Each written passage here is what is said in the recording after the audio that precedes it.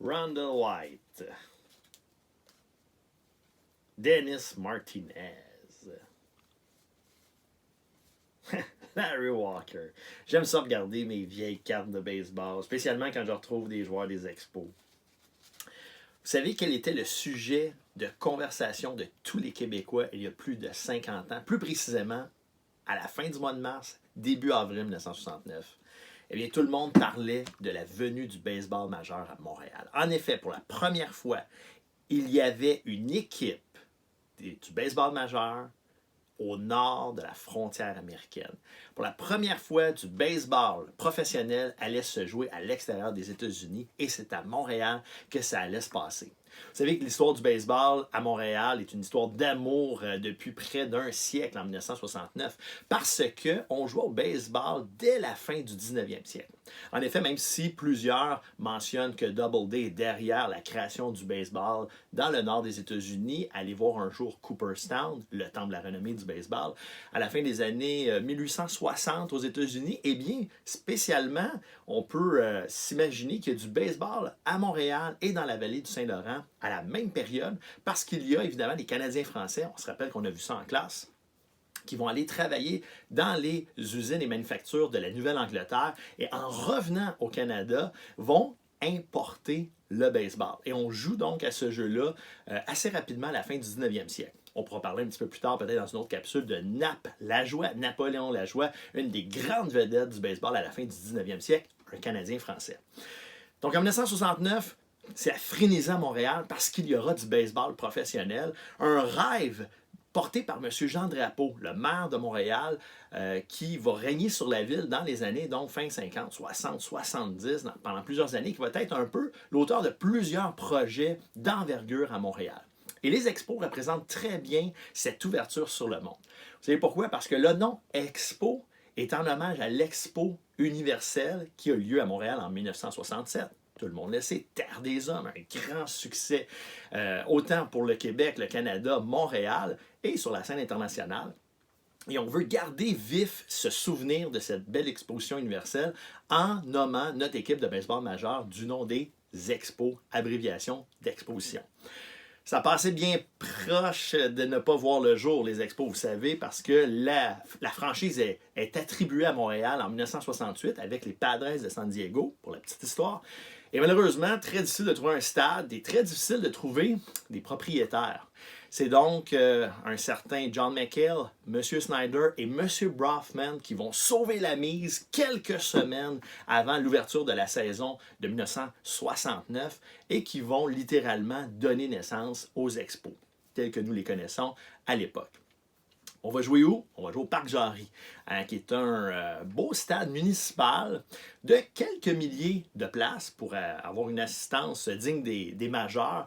Nous devrons donc agrandir ce stade et ce sera la belle période du Parc Jarry. Le Parc Jarry, donc situé effectivement dans le centre-nord de l'île de Montréal, va accueillir plusieurs milliers de spectateurs dès ses débuts. Et on va tellement aimer notre équipe qu'on va la baptiser d'un surnom particulièrement affectueux. On va les appeler nos amours. Incroyable, hein? L'histoire déjà d'amour qui s'écrit entre les partisans de Montréal et le baseball.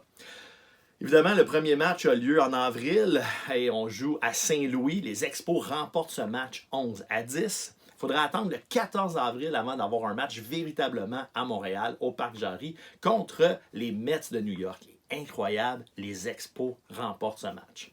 Malheureusement, ça ne sera pas une année fantastique pour les Expos puisqu'ils vont perdre plus de 100 matchs cette année-là. Comme toute équipe d'expansion, on a peu de succès à ses tout débuts, mais c'est pas grave. L'histoire d'amour se crée entre les Montréalais, les Québécois, on pourrait même dire les Canadiens parce que c'est l'équipe du Canada, les Expos à cette époque-là, la seule équipe en sol canadien.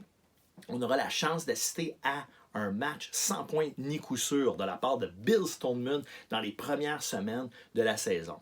Et là, c'est lancé. Pour 35 ans, il y aura du baseball majeur à Montréal.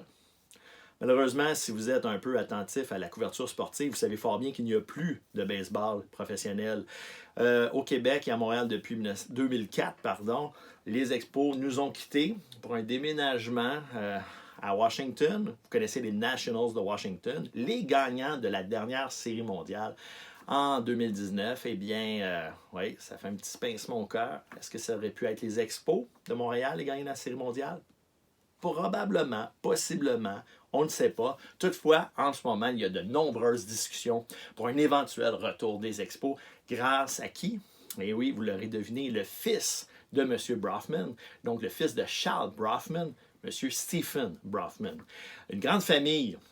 En effet, dans le domaine de la distillerie d'alcool, Seagram, les Brofman ont fait fortune depuis plusieurs années et sont derrière un partenariat d'hommes d'affaires pour ramener le baseball professionnel à Montréal. Et c'est ce que nous découvrirons peut-être dans les prochaines semaines. Est-ce que Montréal fera encore l'histoire avec une franchise partagée avec une équipe en sol floridien? On parle des Rays de Tampa Bay qui pourraient partager leur équipe avec Montréal. Chose certaine, quand on parle de baseball au Québec, c'est toujours relié à l'histoire, que ce soit dès ses débuts à la fin du 19e siècle, que ce soit avec 1946, la fameuse année où Jackie Robinson est le premier Afro-Américain à jouer dans le baseball professionnel au niveau 3A, parce qu'à Montréal, il y avait les Royaux de Montréal à cette époque. Et pourquoi on le fait jouer à Montréal? Parce qu'on croit qu'à Montréal, le climat social est favorable à cette entrée dans le baseball organisé des Afro-Américains qui sont victimes d'une grande discrimination, de la ségrégation raciale aux États-Unis dans le milieu des années 40. Eh bien, ça aussi, ce sera une autre histoire d'amour avec les Montréalais, l'histoire de Jackie Robinson. Soyons à l'affût, on ne sait pas, avec Montréal, tout peut se jouer autant sur le plan sportif que sur le plan historique. Si vous avez aimé la capsule, donc je vous invite à écrire un petit commentaire, un j'aime, et on se reparle prochainement pour une autre capsule historique.